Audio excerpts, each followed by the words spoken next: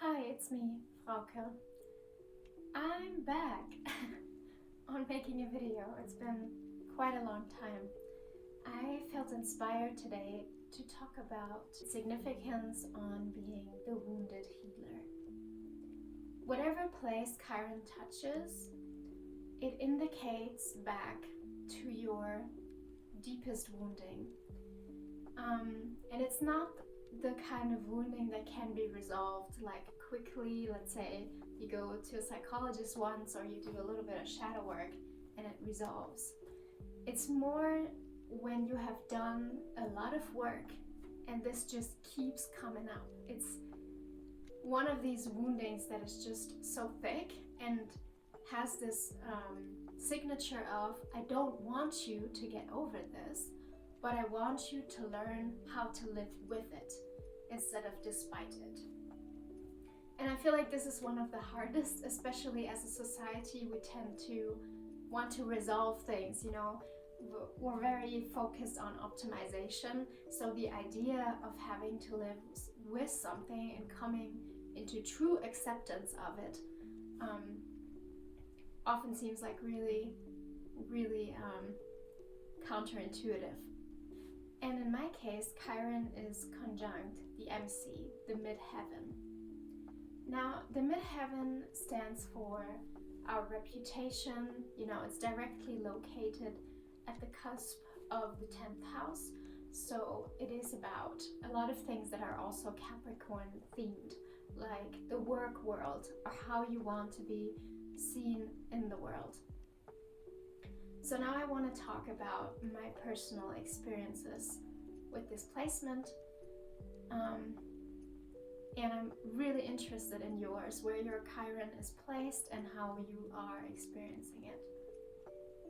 So one of my deepest woundings with Chiron conjunct the midheaven is significance.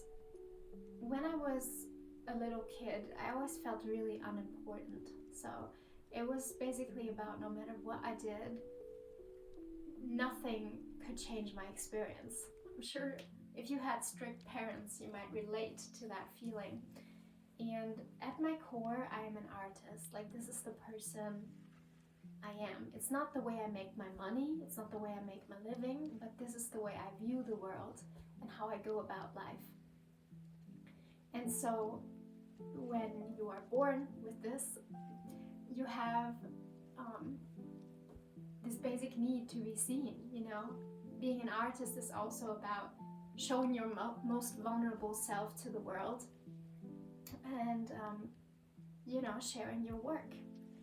And so the feeling of insignificance paired with always having to be humble and the good girl made for a very interesting combo. When I step forward and I go ahead with significance, it's really painful for me. So this YouTube channel is actually not that easy for me. I want to go back to my child self and tell her we can move forward with this, not despite this. It's okay. Like, it doesn't change the feeling. I still feel very insignificant at times, but it's this important message to myself that you can live your life and have certain aspects of your life while it is not perfect and while it is hurting. Sometimes, for example, low engagement doesn't mean that I have to stop. It doesn't mean that I shouldn't be doing this. Now I want to go into some of my experiences as being the wounded healer, how that feels like to me. So there's this saying that we are given the very wounds that we are meant to heal in others. And I have noticed that I'm a very validating presence to people. So I've been described by my patients and my clients as somebody who's very soft, who gives them the feeling that they're okay to be. And this is something that I didn't receive. I often felt like there was something inherently wrong with me for being quiet, for being more on the introverted side of things and very emotional. You guys, I am so emotional. And So to me, this is one of the biggest compliments one can give me, is that I am giving this presence to people in need. And I think this is the core of the wounded healer, is that you are giving back what you didn't receive but wished so badly you would have gotten. And by giving it to other people, it's like you heal part of yourself. It's like the more I give it to someone else, my inner child rejoices. It's like I give it to a part of myself in the external. I think what's so beautiful about this placement is, you know, when you have experienced something and you've gotten through the depth of stuff yourself, you can always be a much better source for other people. So for example, just recently I watched a documentary where it was about a woman who used to be a drug addict and has overcome it, and now she is helping other people, other drug addicts, you know. And this is obviously much more powerful than when it's done by somebody who just studied it in school and just read books about it, but doesn't know how it feels embodied to be addicted to a substance. So I know exactly how it feels to have your feelings invalidated. Like, I know it. I know exactly how it feels when these overbearing feelings are dominating your life and you don't know where to go and what to do with it. And for me, finding a purpose in my life, overcoming this feeling of like I have no place in this world, is probably a lifelong thing.